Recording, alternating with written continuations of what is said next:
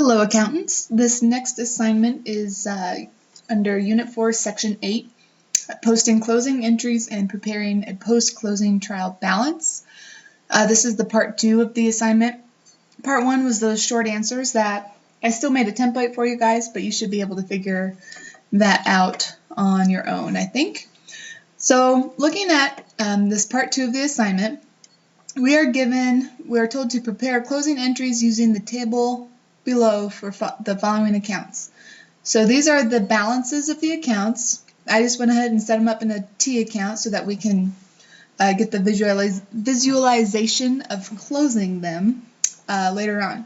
So we have $1,000 in revenue, we have $150 in withdrawal, we have $100 in rent expense, and $400 in other expenses. Okay, so the balance for my revenue is recorded on the credit side, and then my withdrawals and expenses balances are recorded on the debit sides. Okay, so the step 1 of this is we're going to develop an income statement using the information that we're given. So with our revenues is just our fees account, so we want to copy that balance over. And then we want to add up our expenses. You guys have done this before. So for rent expense, we have $100. For other expenses, we have $400, giving us $500 of total expenses.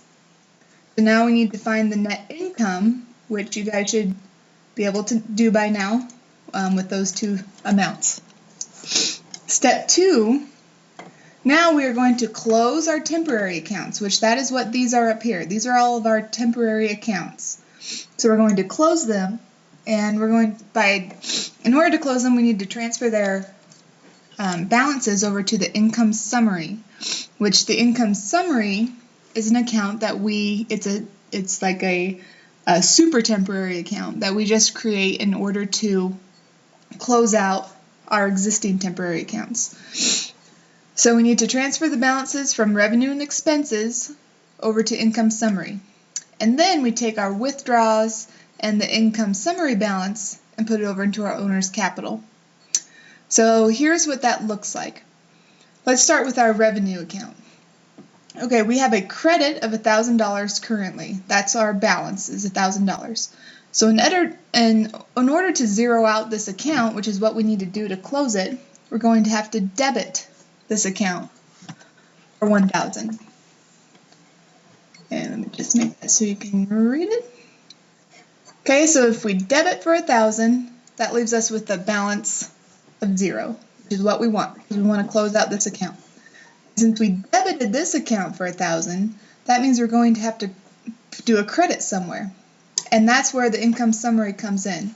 So since we debited our revenue account, we're going to credit our income summary for $1,000.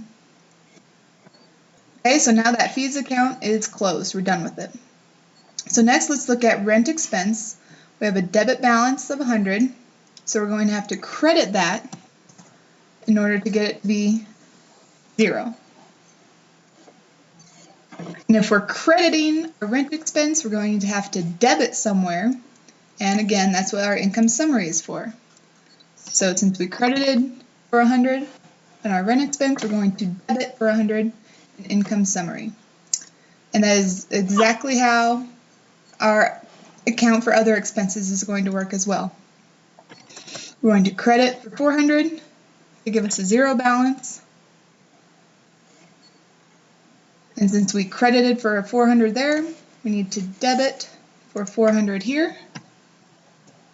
Okay, and then that's all of our revenue and expense accounts. Okay, we deal with withdrawals later, remember. So we just want to look at revenue and expenses with our income summary.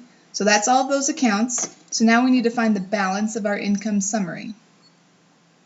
So we just take our positive amounts minus our debits, and that leaves us with a $500 credit balance for income summary.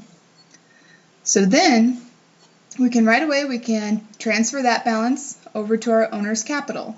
So we need to close out income summary now and transfer the balance over to owner's capital. So to close out this account, we're going to have to debit for $500 here, And then since we debited there, we're going to credit owner's capital. So that zeroes out our income summary. So now this account's closed, we're done with it, and we're just working with owner's capital. The last step now is to close out our withdrawals. Since we have a debit of 150 here, we need to credit this account for 150,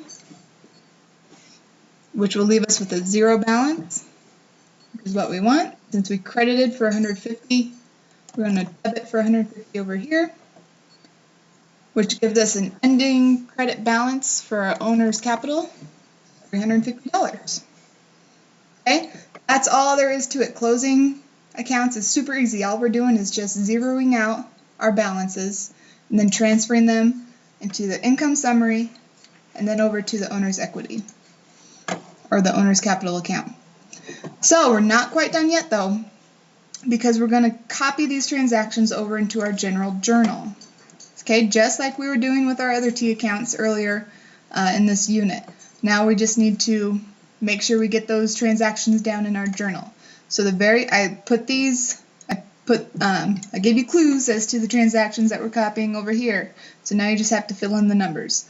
So with revenue, we did $1,000 debit. Sorry, hope I don't give you motion sickness here. We did, $1,000 debit. Then we credited income summary. Okay, so now you're going to list the rest of your transactions here. You'll notice that with this one, when we debited and credited our expenses, I put them together. So we credited rent expense for $100, and we credited other expenses for $400, which just gives us $500.